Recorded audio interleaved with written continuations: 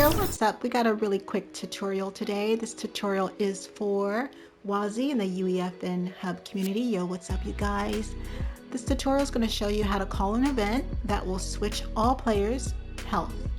And let me go ahead and show you what it's going to look like. This is what we're going to be building today. You see them a lot in 1v1s and free-for-alls. Players can switch their health to whatever limit you set. And here you can see that we both switch, and you can see the effect placed on both players as their health switches. All right, and you can see that no matter who shoots or selects, the health will continue to switch. And then players can go off and have their battle. So let me go ahead and show you how to put this together, and hopefully this will help you in your future games. Let's do it. But what we're really going to be focusing on is basically the setup with how to get the players switched, and not just the player who shoots the trigger, but all the players that are within the vicinity of the class selector. So you see I have my class selectors here. I'm not using mutator zones. There's been some issues with those. So we're going to use the class selector themselves as the volumes. And when a player shoots a trigger, it's going to enable and disable a volume. I also have a timer that disables both volumes as a fail-safe, all right? And so forth. All the additional things I added just for fun. I have some music over there and some graphics, but we're not going to be going over that. We're just going to be going over these class selectors, the trigger, and the class designer devices in the timer. So let's first start with how you're going to design your classes. All right, so let's start with this one. This is class 50 HP / shield for the name with a class identifier of 11. You want to make sure the starting health percentage is at 100%, and the max health is what you're going to set, and that's what they're going to receive. So their max health will be 50, and then their max shields will be 50 as well. You can have the health indicator on. I have it just for tutorial purposes, but you can set it to do not override if you prefer. There's no functions and there's no events. Now for the second class, I have it set to 200 health points and shield, a class identifier of 10, and so forth. Again, max health is at 200 with a health percentage of 100%. And the same for the shields, 200, a shield percentage of 100%. Anything additional that you want to set is up to you, so be sure to have fun with that. And then there's no functions and there's no events. You want to take your class selectors and place them in the area. You can increase the volume depending on how big your arena is. All right, let's take a look at these. Class selector for 200. Class to switch to will be 10. And these are the settings for the rest. You definitely want to restore health and shields on switch. This is important. And I do have the visual effects on so that you can see the switch. In addition to that, make sure enable during phase is set to none. And activation audio is on. You can set that to off if you don't want it. Zone audio is on. I'll go ahead and turn that off.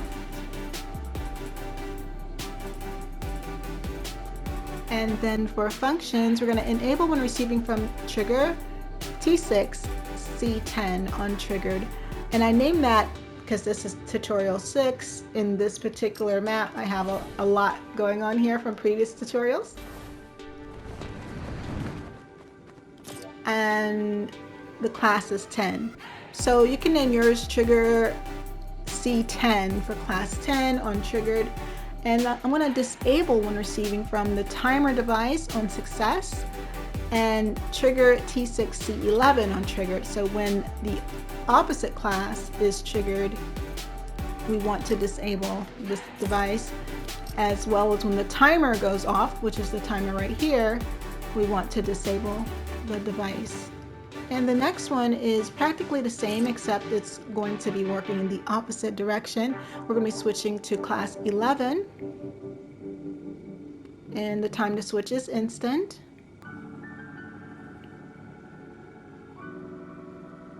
I changed the color just so it can have a distinction. However, the players do not see the zone.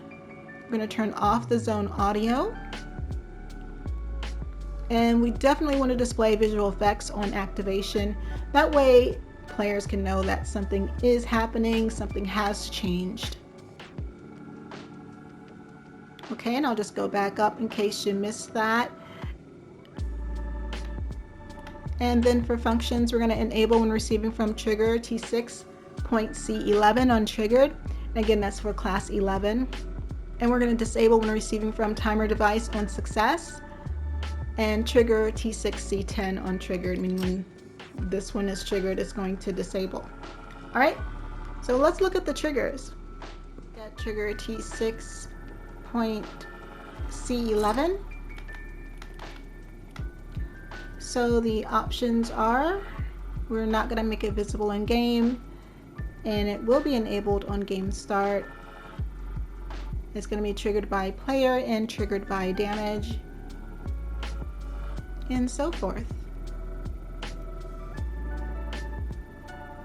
You want to make sure that it does receive damage when invisible. That's very important.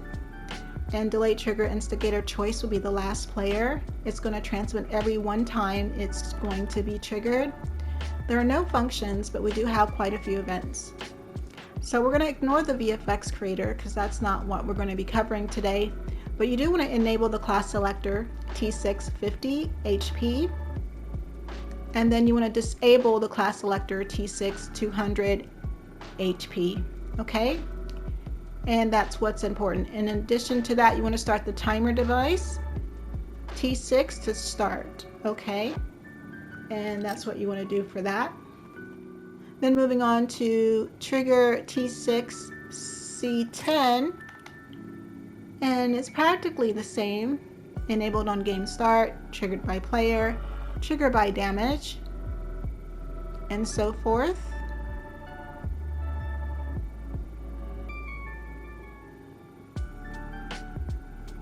Receive damage when invisible is take damage. Last player for delayed trigger instigator choice and transmit every one time it's triggered.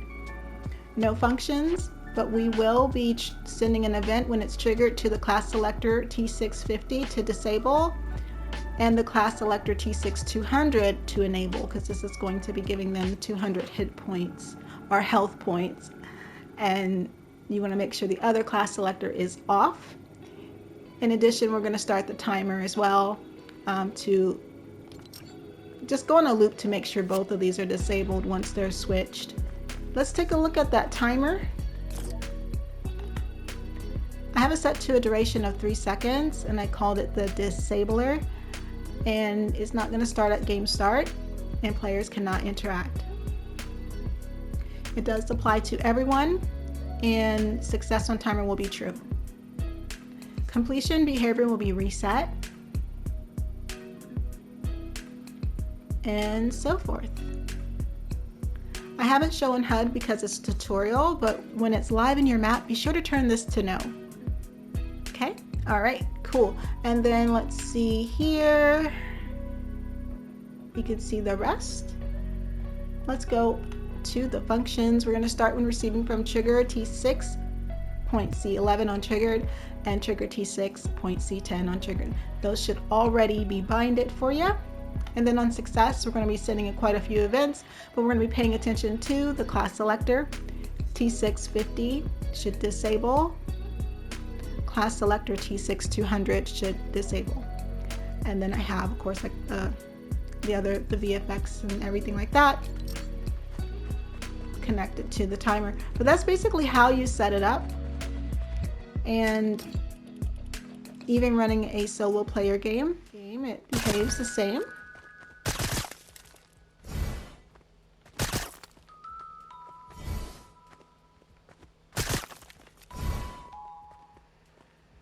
And that's how you do it. That's going to do it for this tutorial. I do hope it helps you out. If it does, let me know. Post a code below if you use this mechanic. It would be so cool to see it. If you guys do want to support me, please drop my creator code in the item shop. It's right there on the screen. If you do, you are awesome. And that's going to end it for this video. I'll see you guys on the next one. Okay? Bye!